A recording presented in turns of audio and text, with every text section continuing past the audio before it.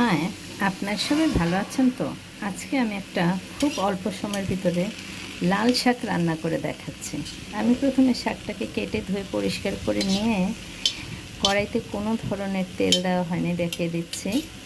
তারপর শাকটাকে কেটে একদম কড়াইয়ের মধ্যে দিয়ে দিয়েছি। আর দিয়ে দিব আমি জাস্ট শাকটাকে সেদ্ধ করার জন্য অল্প একটু পেঁয়াজ কুচি দিয়ে আমি শাকটাকে খুব ভালো করে সেদ্ধ করে নেব। অল্প একটু জল দেব, জাস্ট এতটুকু জল দেব, এতেই শাকটা সেদ্ধ হয়ে যাবে। আর দিয়ে দিব অল্প একটু লবণ, কারণ আমি এতটুকু লবণ দিয়েছি যে শাকটা মজে গেলে অনেকটাই অল্প হয়ে যাবে। তো এতে আমি শাকটাকে একটু এখন ঢাকা দিয়ে দিচ্ছি। আমি এখন ঢাকাটা তুলে ফেলবো, যেহেতু শাক বেশিক্ষণ ঢাকা দিয়ে রান্না করলে লাল যে ভাবটা সেটা চলে যায়। তো দেখুন আমার শাকটা কতটা মজে আসছে, এর জন্য আমি লবণটা একটু পরিমাণে কম দিয়েছি। এইদিকে আমি কয়েকটা কাঁচামরিচ দিয়ে দিব, ঝালটা যে যেরকম দিতে পারেন। আর সাথে দিয়ে দিব অল্প করে একটু রসুন দিয়ে এটাকে আবার ভালো করে আমি একটু সেদ্ধ করে নিচ্ছি। মানে আমি আমার মতো করে আর কি শাকটা রান্না করছি।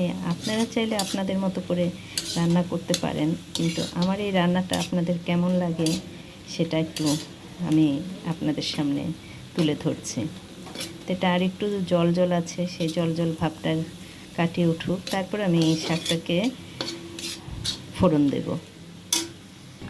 তো দেখতে পাচ্ছেন আমার শাকের জলটা শুকিয়ে গেছে। এখন আমি এটাকে একটা সাইড করে নেব। এখন আমি ঠিক তেল দিয়ে দিচ্ছি, দেখুন। আমার তেলটা যখন হয়ে আসলো তখন আমি ফোড়নে দিব কালো জিরে আর শুকনো মরিচ।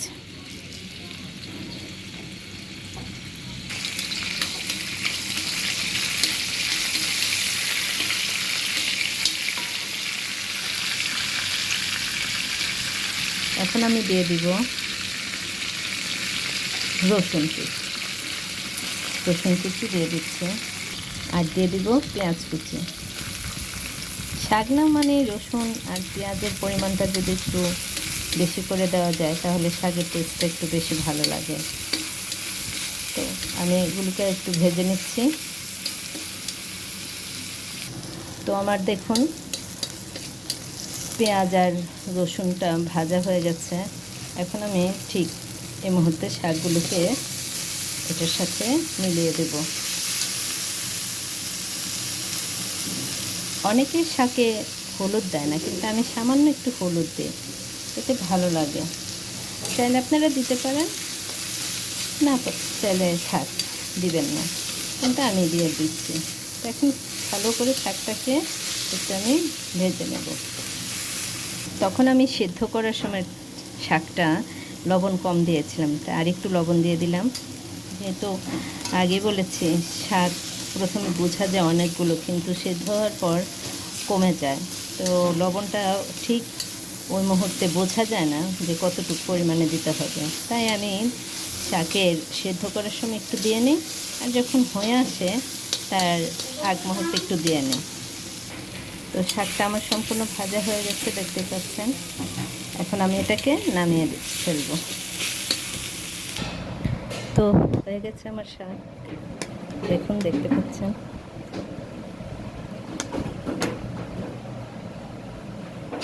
তো এভাবে একবার শাক রান্না করে খেয়ে দেখবেন, যদি ভালো লাগে তাহলে অবশ্যই আবারও বলছি লাইক কমেন্টস শেয়ার করে দিবেন যেন অন্যরা দেখতে পায়। আর আমার ইউটিউব চ্যানেল থেকে দেখে থাকলে সেখানে একটু সাবস্ক্রাইব করে দিবেন।